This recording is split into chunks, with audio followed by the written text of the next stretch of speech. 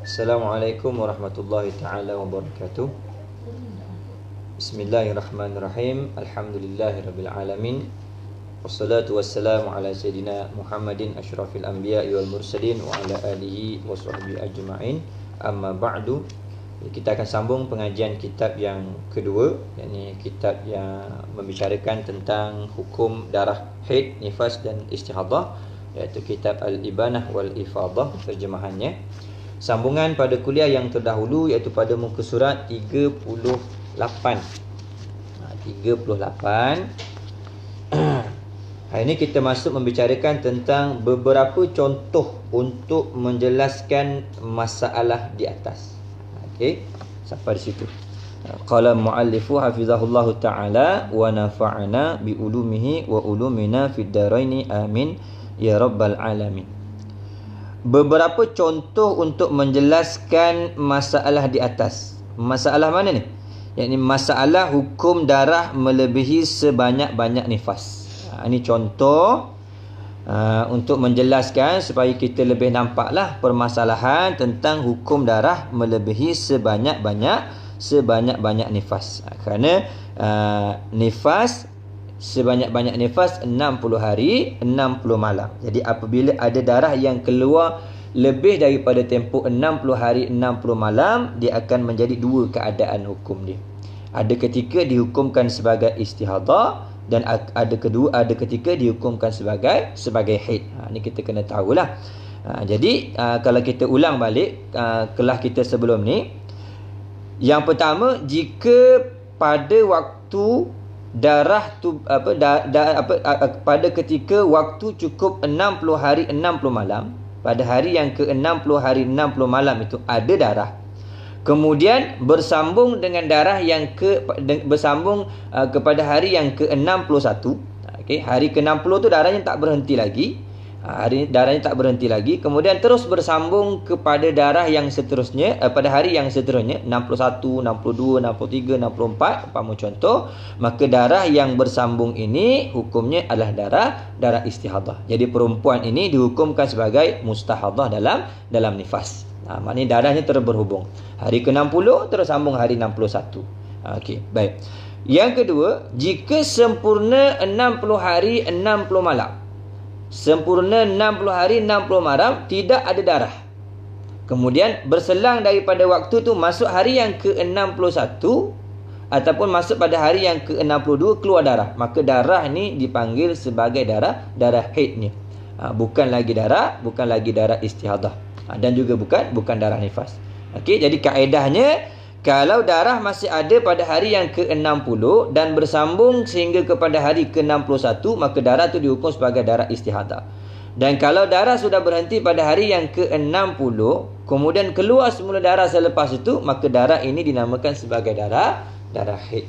Sebab itulah suci di antara haid, nifas dan haid tidak disyaratkan 15 hari 15 malam. Dia boleh berlaku seketika. Contohnya, pukul 12 tengah hari yang ke-60 berhenti darah. Cukup hari 60 hari 60 malam. Kemudian pada pukul 12.10 hari yang ke-61 lah tu. 12.10 tu masuk hari yang ke-61 keluar darah, maka darah tu dihukumkan sebagai darah haid. Okey, baik. Kita nak tengok contoh, beberapa contoh supaya kita lebih nampak. Baik. Kalau yang di rumah tu, yang mana boleh dengar ni, kalau nak tulis boleh tulis, kemudian cuba selesaikan. Okay. Perempuan yang bernifas. Ada seorang perempuan, dia bernifas. Dia lihat darah selama 20 hari. Bila lahir ada darah. Kemudian darahnya keluar selama 20 hari. Okay, darahnya keluar selama 20 hari. Kemudian berhenti selama 10 hari. Berhenti selama 10 hari.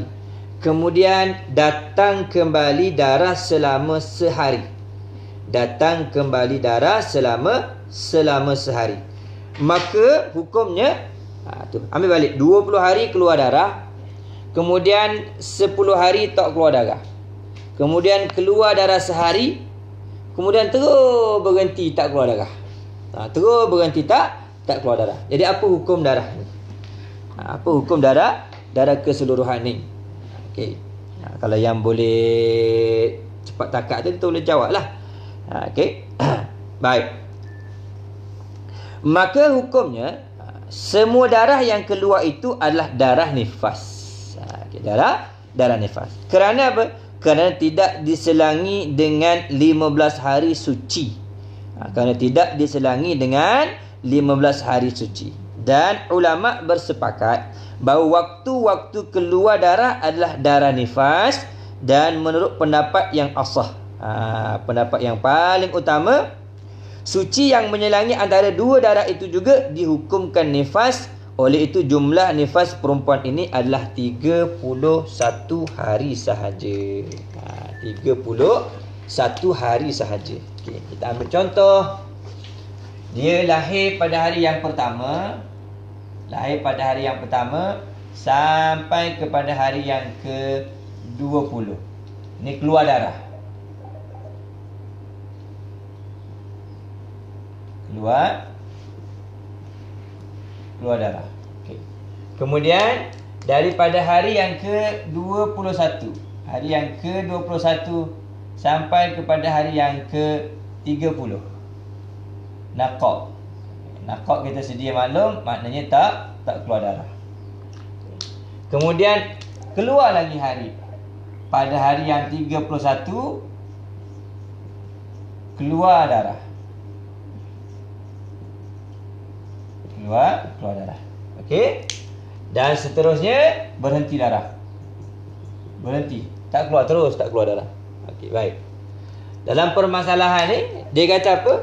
Keseluruhan waktu ni, daripada hari yang pertama sampai hari yang ke-31, semuanya dihukumkan sebagai nifas. Dihukumkan sebagai darah nifas. Maksudnya keseluruhannya ni dihukumkan sebagai nifas. Hukumnya nifas. Kenapa hukumnya nifas? Kerana naqaq yang ada di tengah-tengah ini kurang 15 hari. Mana kurang daripada 15 hari. Jadi keseluruhan darahnya dihukumkan sebagai nifas. Baik. Jadi naqaq ni dihukumkan nifas juga. Dihukumkan sebagai nifas. Setelah darah tu berhenti pada hari yang ke-31. Waktu berhenti darah di sini dihukumkan sebagai perempuan yang wajib mandi, wajib sembahyang, wajib berpuasa waktu ni. Ini pendapat yang muktamad, yang paling diperpegangkan. Okey. Apabila sempurna darahnya keluar pada 31 hari bulan, maka keseluruhan pada waktu ni dihukumkan nifas. Jadi solatnya tak sah, puasanya wajib diqada semula. Ini masalah yang pertama. Okey. Jadi darah yang ni dihukumkan sebagai darah nifas lah. Kenapa? Kerana naqaq ni tak lebih daripada 15 hari 15 malam. Itu permasalahan yang pertama. Jadi keseluruhan darah nifas ni ialah 31 hari. Ni kena tanda ni. Bagi orang yang bersalin, kena tanda ni. Kenapa? Nak jadikan adat pada bulan depan nanti. Bulan depan pula. Jadikan adat pada tahun depan ataupun tahun yang lagi akan datang apabila dia bersalin pula nanti. Supaya dia tahu ni adat kelahiran dia. Supaya dia boleh buat perbandingan nanti. Takut-takut berlaku istihadah pada kelahiran yang akan datang. Baik. Ni permasalahan yang pertama. Okey, permasalahan yang pertama. Okey, baik. Yang kedua, perempuan yang bernifas. Okey, perempuan yang bernifas melihat darah selama 30 hari. Dia melihat darah 30 hari. Kemudian berhenti selama 20 hari. Berhenti selama 20 hari. Kemudian datang kembali selama 6 hari. Okay. Datang kembali selama 6 hari. Keluar darah 30 hari, naqaq 20 hari, kemudian keluar lagi darah 6 hari. Jadi apa hukum darah tu? 30 hari yang pertama hukumnya nifas. Kemudian 20 hari tu hukumnya suci. 6 hari yang kemudian dihukum sebagai darah haid. Okey. Jadi kata maka darah yang pertama adalah nifas. Dan naqaq yang menyelangi antara dua darah dihukumkan suci. manakala darah kedua yang datang selepas naqah adalah darah haid. Kerana apa? Kerana ia telah dipisahkan dengan sekurang-kurang suci, iaitu 15 hari 15 malam. Dan masalah ini, suci yang menyelangi antara dua darah itu ialah selama 20 hari. Okay. Ini masalah yang kedua. Okey. Ini maknanya orang perempuan yang mengalami keadaan begini dalam tempoh 60 hari 60 malam. Nanti kita jangan lupa. Okey. Dia keluar darah hari yang pertama, bersalin keluar darah sampai hari yang ke-30. Ni keluar darah. Okey, keluar darah. Kemudian daripada hari yang ke-31 sampai kepada hari yang ke-50 naqah. Berlaku naqah. Okay, baik. Kemudian daripada hari yang ke-51 sampai hari yang ke-56 keluar darah lagi. Okey. Baik. Kalau kita lihat tempoh sebanyak-banyak nifas tu 60 hari 60 malam. Tapi kalau kita tak tahu kaedah ni, kita pasti akan menyangka yang darah ni juga termasuk dalam darah nifas lagi. Sedangkan dia bukan nifas dah.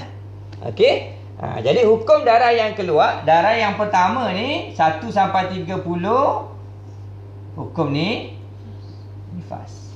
Baik. Kemudian naqah ni selama 20 hari ni, naqah selama 20 hari ni dipanggil sebagai tempoh suci. Tempoh suci. Okey. Kemudian darah yang keluar selepas naqah ni, ini adalah darah haid. Kan beza tu kan? Atas dengan bawah. Yang ni keseluruhannya nifas. Yang ni depannya nifas, tengahnya suci, hujungnya dihukumkan sebagai haid. Kenapa yang ni jadi haid? Kerana darah kerana naqah yang berlaku di antara dua darah ini melebihi daripada tempoh sekurang-kurang suci, iaitu 15 hari 15 malam. Yang ni lebih daripada 15 hari. 15 hari. Berapa sebab? Sebab sini 20 hari. 20 hari.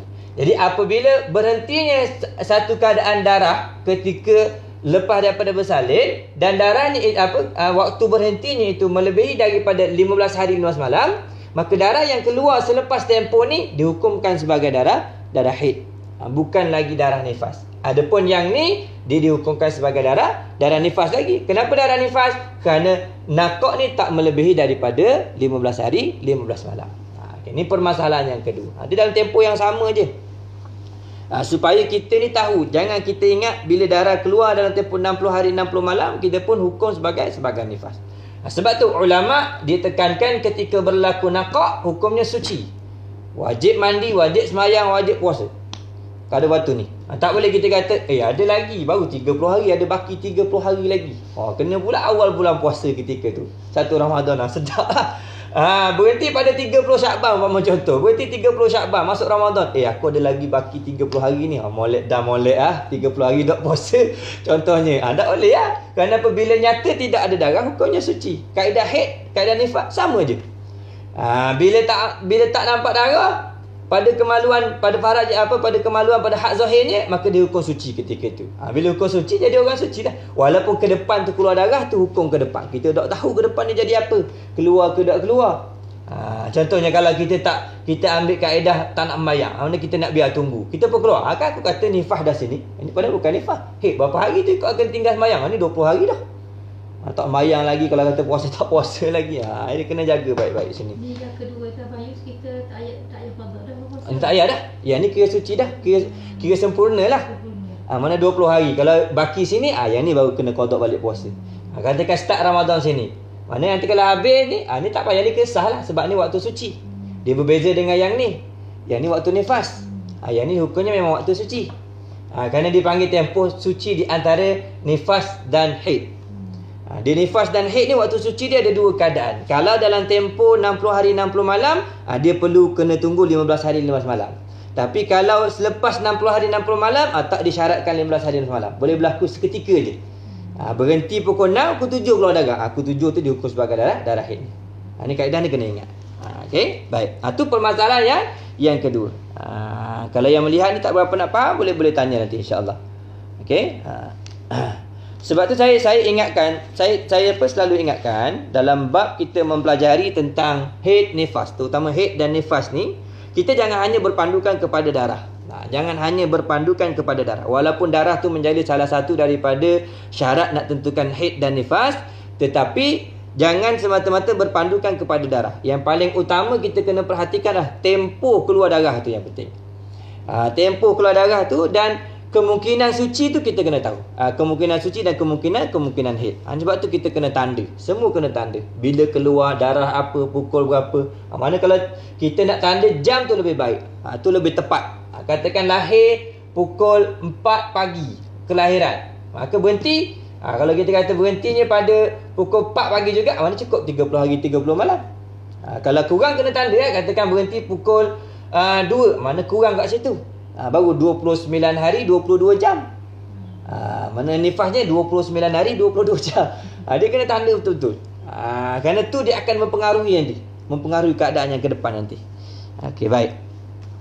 Permasalahan yang ketiga, perempuan yang bernifas, okey, perempuan yang bernifas, dia melihat darah keluar selama 40 hari. Dia lihat darah keluar selama 40 hari. Jadi 40 hari ni dipanggil tempoh kebiasaan bagi perempuan. Selama 40 hari straight keluar darah. Tengok. Perempuan yang bernifas melihat darah keluar selama 40 hari. Kemudian berhenti selama 10 hari. Berhenti selama 10 hari. Baik. Kemudian darah datang kembali berterusan selama 15 hari. Kemudian keluar pula darah selama 15 hari. 40 dah 50. Tambah dengan 15 hari, maknanya 65 hari dia keluar darah. Jadi apa keadaan perempuan ni? Okey. Yang ketiga, masalah yang ketiga, dia keluar darah pertama selama 40 hari. Okey. Kemudian dia berlaku naqaq pula daripada 41 sampai kepada 50. Okey. Kemudian keluar darah lagi daripada 51 sampai kepada 65. Okey. Maknanya ada 3 peringkat keadaan. Baik. 1 sampai 40 hari. Kemudian daripada 41 sampai 50 ni 10 hari. Kemudian keluar lagi darah yang belakang ni, dia keluar selama 15 hari. Mana keseluruhan darah tu yang keluar ialah 65 hari. Baik. Keadaan ni berlaku, perempuan ni dia dihukumkan sebagai keseluruhan waktu ni dihukumkan sebagai perempuan yang istihadah dalam nifas. Kenapa istihadah dalam nifas? Kerana apa kita kata 60 hari 60 malam ni dia bersambung darahnya sampai melebihi daripada tempoh 60 hari 60 malam.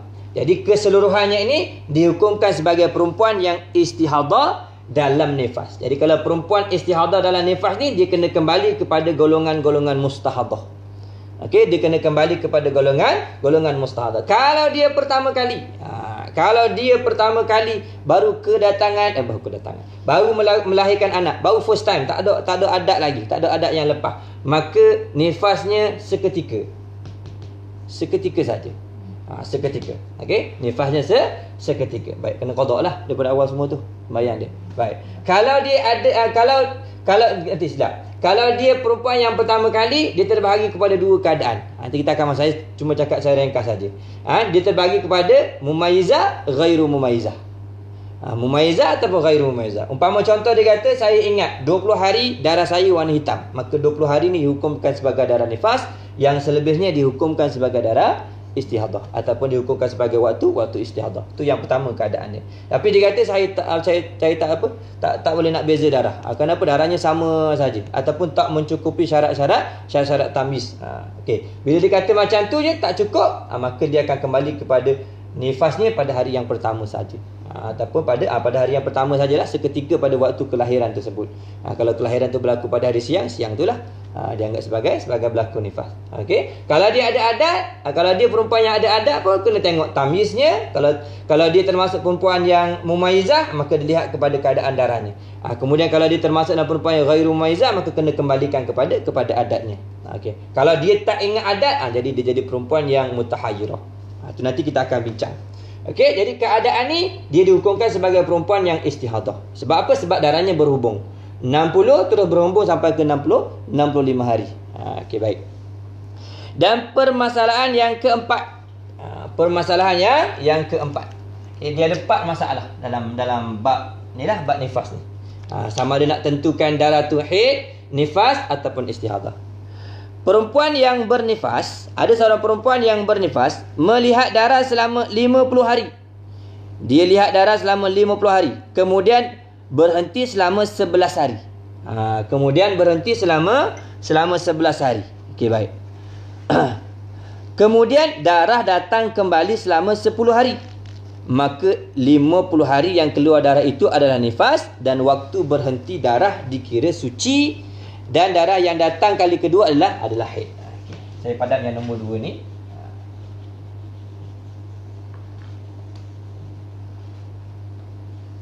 Okey. Seorang perempuan, ini masalah yang keempat, masalah yang terakhir. Dia keluar darah daripada 1 sampai 50. Kemudian daripada 51 sampai kepada 61. 11 hari kan? Okey. Sampai ke hari yang ke-61. Baik. Kemudian dia keluar darah lagi. Darah yang kedua keluar 10 hari daripada 62 sampai kepada 70. Dia keluar darah. Okey, ni keadaan keluar darah dia. Kalau berlaku macam ni, okey. Kalau berlaku macam ni, maknanya apa? 1 sampai 50 ni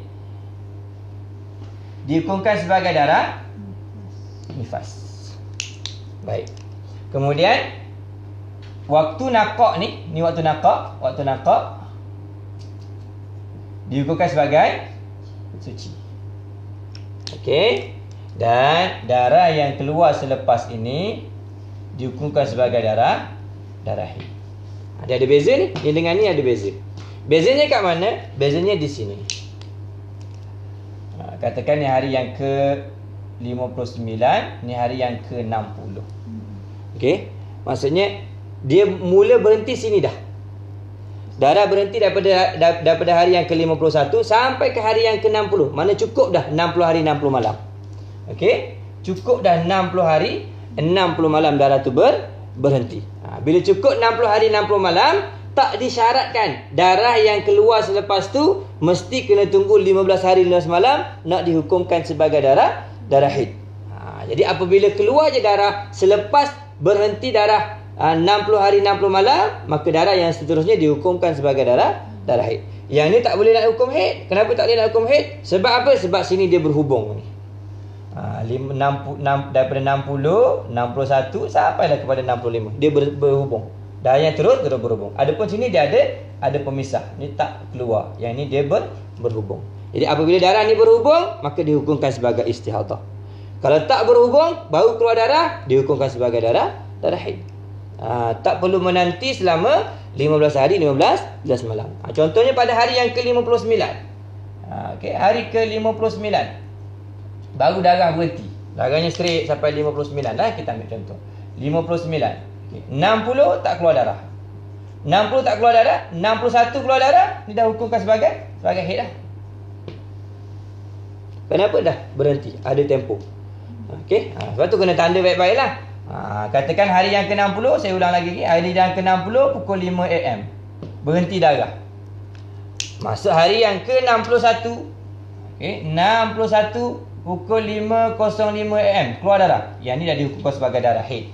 Yang ni masih lagi darah nifas. Okey, sebab ada berhenti. 5 minit je berhenti situ. 5 minit je berhenti. Bila masuk je, terus dihukumkan sebagai darah haid. Baik. Dia lihat pada hari yang ke-60 dah. Kalau hari yang ke-60 dan hari yang ke-61 tidak ada darah, maka darah yang keluar selepasnya dihukumkan sebagai darah haid. Kalau hari yang ke-60 ada darah terus berhubung dengan hari 61, maka darahnya dihukum sebagai darah istihadah. Jadi istihadah dia kena kembali melihat kepada 7 kelompok perempuan yang istihadah. Mustahadah, istihadah dalam nifas. Okey. Baik. Habis sampai situ dulu. InsyaAllah nanti kita akan sambung semula pengajian kita, iaitu bab yang kelima. Okay, perkara-perkara yang diharamkan ketika haid dan nifas. Maknanya habislah ni bab haid dan nifas ni kita habis dah. Nanti dia akan masuk membicarakan tentang perkara-perkara yang diharamkan, yang ini dilarang. Sebelum nanti kita akan masuk pada bab membicarakan tentang istihadah insya-Allah. Okey, wallahu a'lam. Subhanakallah wa bihamdika asyhadu an la ilaha illa anta astaghfiruka wa atubu ilaik. Bismillahirrahmanirrahim. Alhamdulillahirabbil alamin. Wassalatu wassalamu ala sayyidina Muhammadin asyrafil anbiya'i wal mursalin wa ala alihi washabbihi ajma'in. Allahumma fil lana dzunubana wa liwalidina wa limasyayikhina wa limuallimina wa li ashabil huquqi alaina wa li jami'il muslimina wal muslimat wal mu'minina wal mu'minat bi rahmatika ya arhamar rahimin. Rabbana atina fid dunya hasanah wa fil akhirati hasanah wa qina adzabannar. Wa sallallahu ala sayyidina Muhammad wa ala alihi washabbihi wasallam. Subhana rabbika rabbil izzati amma yasifun. Wassalamu ala mursalin. Alhamdulillahirabbil alamin. Assalamualaikum warahmatullahi taala wabarakatuh.